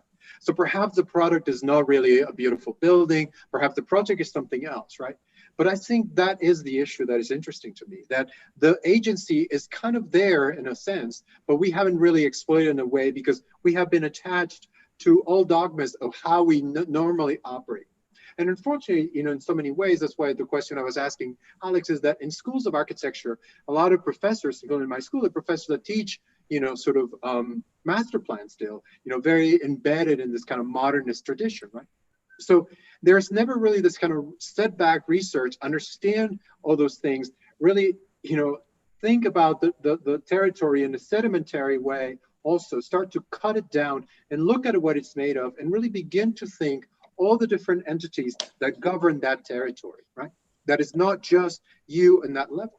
And I think that was really what I was trying to say when I was talking about it, that there's so many factors that are part of that. But that's really what we do as architects. So we need to consider that. It's not difficult. It's just that we haven't really focused on it. And we've been insisting on doing something else, right? And I think, what Paulina and Maruan is saying is really opening us our minds, and saying, hey guys, it's kind of simple, right? It's not really, I mean, how do you deal with this extremes, right?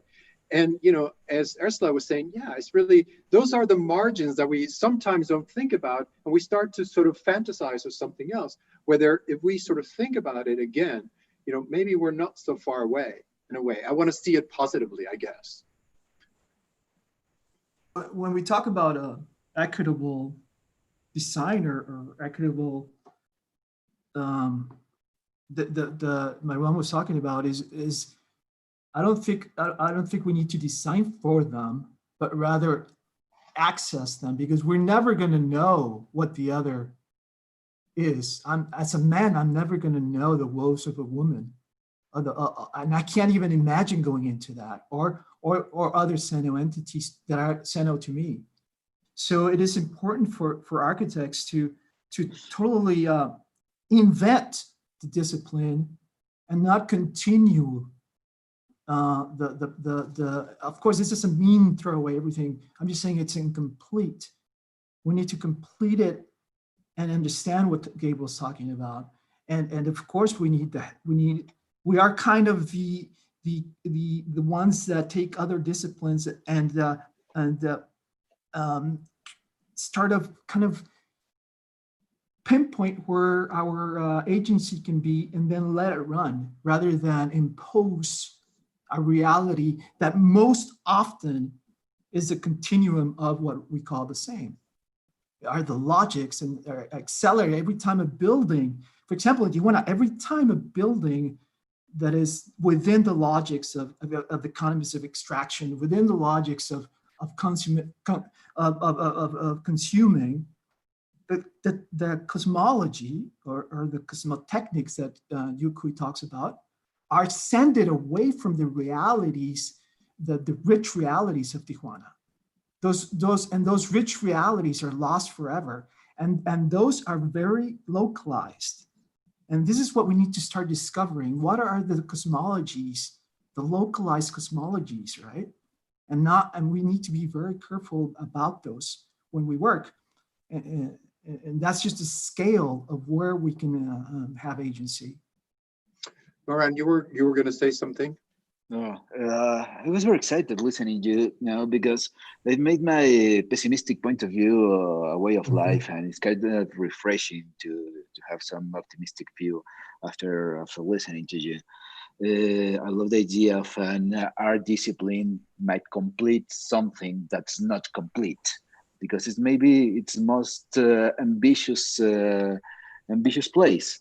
And I would love to see that, because I believe it can be done. It can be completed, anything by art.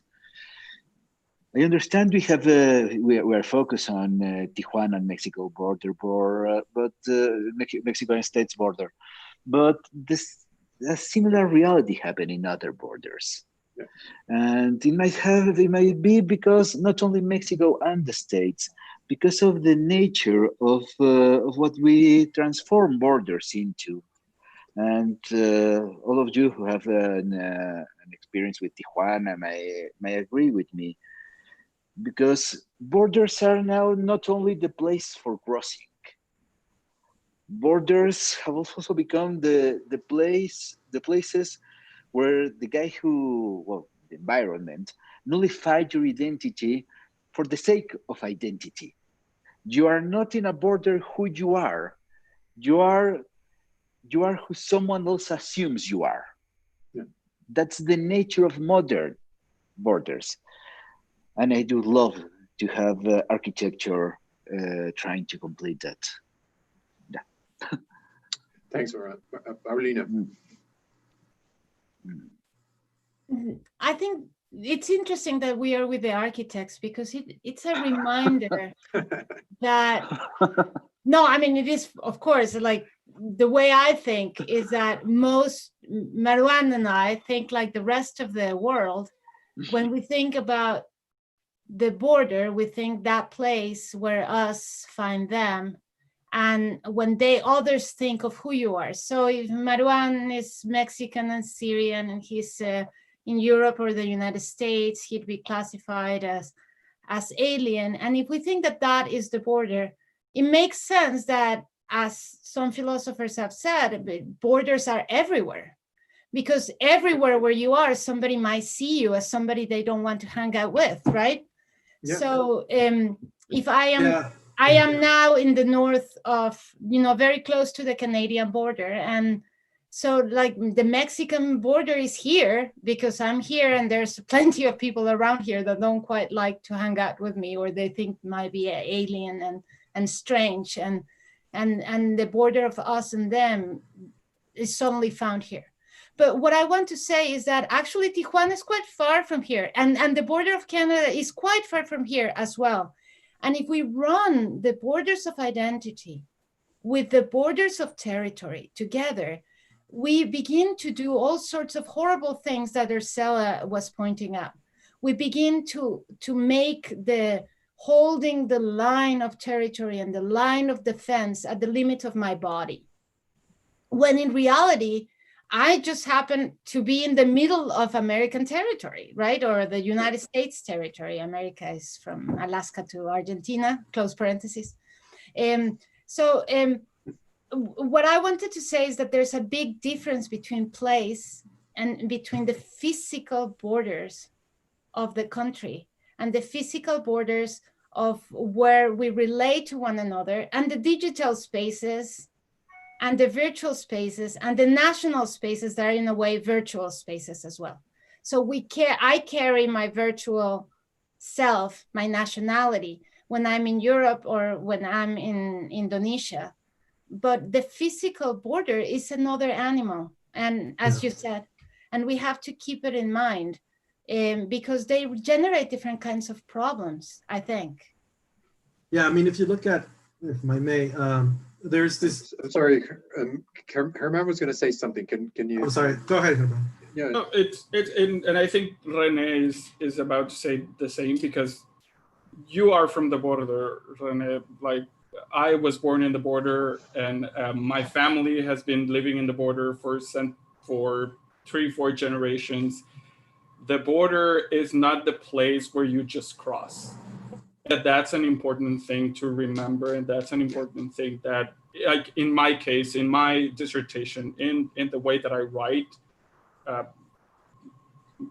just even to say it, like my dissertation is called Life on the Border, because it's about living in the border. Borders are not just a place where you cross, and it's one of the things that I want to, every single time I talk about borders, that I want to stress. We need to talk about borders not just as the places that you cross. There's people that live there. There's identities that are related to living in the border. There is an identity that is called fronterizos. Gloria Saldúa writes about this identity. There is a whole identity of living in this place that for her is where, the North grates against the South, and it bleeds. But there's also where this two identities of the North and the South combines in different ways, in unexpected ways. And that can be discussed in for hours. But yes, what I want to say is that, this is not new. Borders have always been inhabited since the Romans. Since the Romans created borders, this posts where you cross, there have been inhabited, and it's important to actually see them as inhabited spaces and not just as spaces of crossing. Yeah, I think, Herman is right. I mean, coming from the border, you realize, I also teach at the University of Oklahoma, and I realized that in the middle of the United States, there's this imagined border, right? This imagined border fueled by politics or fueled by, history, etc. And then when I come back to Tijuana, there is this real border that I deal with, which is full of intricacies, and it's about flows. Even though you're right, the border can be a place. but it's also about flows. It's about flows of bodies, who gets to go where. It's a flows of capital, and it's a flows of goods. It is, borders have been around for a long time, but we need to start to look at sort of this whole process of globalization has taken over and sort of created kind of this normalization, this paradigmatic normalization, and see if borders could be the place where you put that in crisis and therefore create another way of looking at the borders. I thought about that. You know, I was really hopeful that border regions could sort of become this new kind of autonomous zones in the world, and I lost a little hope of that because during the pandemic we realized that basically border regions became centralized again. They were again controlled by central power. They will again control. There weren't any established binational institutions, for instance, to deal with the pandemic in this case. So I was sort of saying, maybe we're just making this stuff up. You know, that this regional border thing is really not so. I mean, it's real two different countries, two different politics, two different identities, and the coming together exists, but it's not enough or strong enough to ever rethink a kind of new border solution. So I want to throw a question out there before we leave. And I know, Maruan, you write a lot about these kinds of things also that I follow. But it's really, what do you see the big changes of the border after COVID-19? So are we just adding more problems and more things to monitor, et cetera? So what is it, the nature of the border, just to add more to the problematic? So how do you guys see that problem, after this pandemic? Can I? Yeah. I believe it's again the problem with the societies around those borders. It's not only again Mexico and the state's border. It's also last month Italy, in the name of COVID, sent back a boat full of immigrants to the coast of Libya because of COVID. Turkey did something very similar. In Spain, there were some groups, extreme right, far right groups, that were saying the same. The problem, I believe, it's against society. The problem is that we lose some of those universal values, universal basics. We can do anything bad, and we just need something. It may be the COVID, it might be, I don't know, unemployment, it may be whatever, to have something to use it as a pretexto. An excuse. Yeah. So that's excuse, So I believe it's going. We're starting to lose, in the name of COVID, some of the problems adjacent to migration. Let me go now back to Mexico, to Matamoros. There is a camp full of immigrants from Guatemala, from El Salvador, and from Honduras, who are left behind before COVID, who were left behind because they were arrested by the Mexican Guardia Nacional. And with COVID, now they are still left there, but now they have some cases in the worst conditions. So with COVID and border, we are still reflecting the worst parts of ourselves. We just have an excuse to do it worst. Wow. Anybody else? Yes, Paulina. So when governments began to build walls around the world, of course, not only in the United States and Mexico, but all of the ones that are out there, over 80, people say, well, what is the point of building them if they can't contain what they're supposed to contain? They're supposed to contain immigration, they're supposed to contain the problems from the other side. And clearly border walls don't do that. Not even the best guarded ones, like the ones in Israel or the ones in North and South Korea. So what's the point of having them? And somebody said, I'm forgetting the quote just now, but it says like, talking about the one Indira Gandhi built between India and Bangladesh, it was actually a terrible policy, but it was a splendid policy. because it made the government look like it was doing something without having done anything at all. Right. And that pacifies a whole bunch of people. And I think that that's similar in the case of COVID. And, you know, the closing borders makes people think that the government is doing something when they are really not doing anything, because it's not like the bug is going to stop at the border of the state. But I still do think that this is an opportunity to show that this is not what borders are supposed to do, and this is not what borders do. They do all sorts of things, but containment is not their thing. It's not what they do best, let's put it that way. And so hopefully it will not be as splendid as governments think it is, and it will become obvious, just as it did with the case of the wall, that it is just a dumb policy and not a splendid policy. Yeah, I mean that's a kind of an accelerationism that's kind of called folk politics. The fact that it's just, you know, you kind of give a pretend element or whatever to disguise the attention, it really seems that you're doing something where in fact you're doing nothing. You know, but at the same time, you know, when I was talking about the politics of care, you know, et cetera, in terms of, you know, thinking about the immigrants, right? It's like, how can we sort of establish that sort of identity, you know, in a sense of how Alex talks about the Sino problem. And I was talking about the kind of politics of care. How do we begin to also incorporate those ideas that, you know, we have been very dogmatic and very predictable about looking at that. And really, if you think about the migrant, we can be them, but at the same time, we know there is a human being there that is reacting to something, right? At the same time, he is part of a collective that is also suffering as a group of people.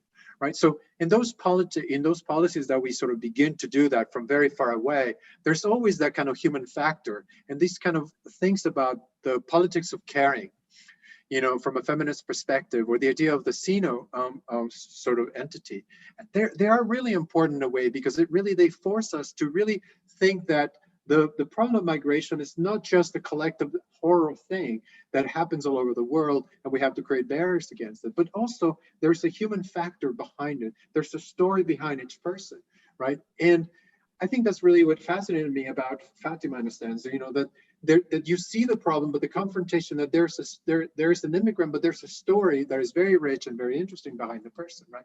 So how can we sort of look at these policies of thinking, well, you know, there are people at the end. They're not just an entity or a mass that we sort of think about, right?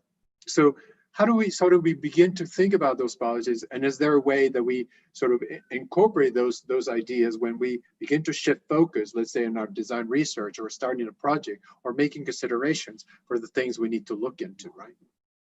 Well, I believe that we have to go to little basics, really, because although it's aspirational might be good to do some things, because it's where you want to go. I don't know if the future is going to be that, but if I point to a future, I might go there. Yeah. It's obvious that I can't understand what it feels to be a family from Guatemala in a camp at Matamoros with COVID. That's obvious. Yeah. But there's something called empathy. We have something called empathy. Let me go back to literature. When you write something, you have to think in someone who's reading it. Otherwise, it'll be some kind of masturbatory exercise with your laptop. You have to think in the reader, and you can do it through empathy. I believe that there is no way to do a building, there's no way to think in architecture without empathy. Because without empathy, I don't know what we'll build. It's exactly the same thing. Everything we are talking now are about, at the end, political constructions. When we talk about how to do better borders, how to regulate, share, and distribute water, what to do with environment, what to do with people, the way we deal with those things is through political constructions. To do appropriate political constructions, we have to think in the others. How we will think with the others through empathy. It's not something really new. It's something that we might have forgotten. Maybe we have to go back to that.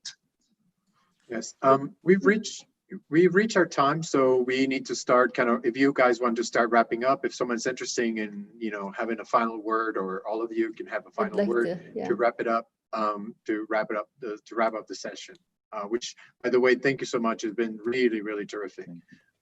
You want to start there, Ersela? Yeah. Well, because also in the background of everything we're talking about in terms of empathy, there's also the sort of the Black Lives Matter resistance against systemic racism and police brutality. And so when Maruan was talking, I was really thinking of this amazing quote by Dr. Martin Luther King Jr., who said that he called for a true revolution of values, right? Of us having to move or shift from a thing-oriented society to a person-oriented society.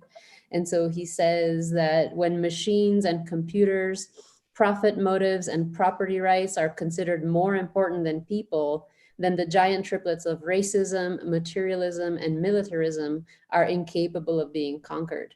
A civilization can flounder as readily in the face of moral and spiritual bankruptcy as it can through financial bankruptcy.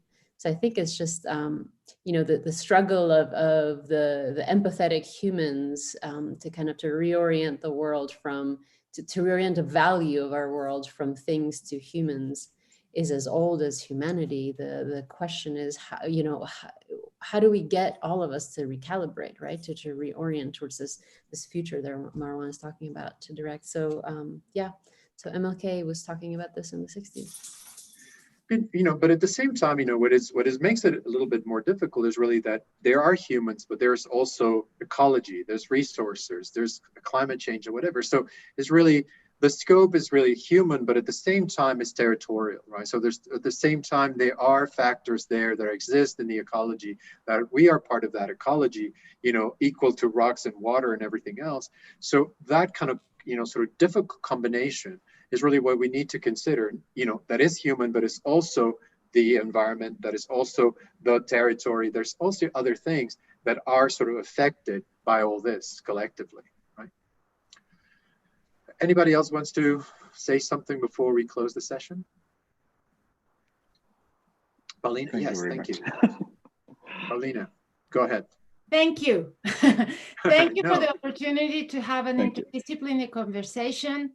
Thank you for the opportunity to bring out important topics related to justice, oppression, and the way we organize the borders. And thank you for bringing a whole bunch of people that may not have known each other, and from where wonderful conversations could come up in the future. Thank you so much. And you guys have to buy her book. I just wanted to read, so during this projects in the 1960s, there were several meetings between the architects, the Colegio de Arquitectos de Mexico and the Association of Architects in the United States. And in one of them, they signed several documents. And there's this line where I find really amazing that back in the 60s, they were already thinking about how the cities and the border should not precisely what we were talking about today. And I would like to read is just 3 lines. And it says, defense, languages, races, and selfishness have drawn lines between nations. But ideals are the same. Real friendship exists. Such lines become almost imperceptible. Actually, architects are very poor draftsmen when it comes to drawing such lines. So it's really interesting how they were already erasing the lines of boundaries in the 1960s. And I think that if we have the opportunity to get together the colleges of architects in the United States and colleges of architects in Mexico, we might get back to thinking about the same things. Yes, thank you. Anybody else? Finish up with a little quote from Alejandro Serra Polo.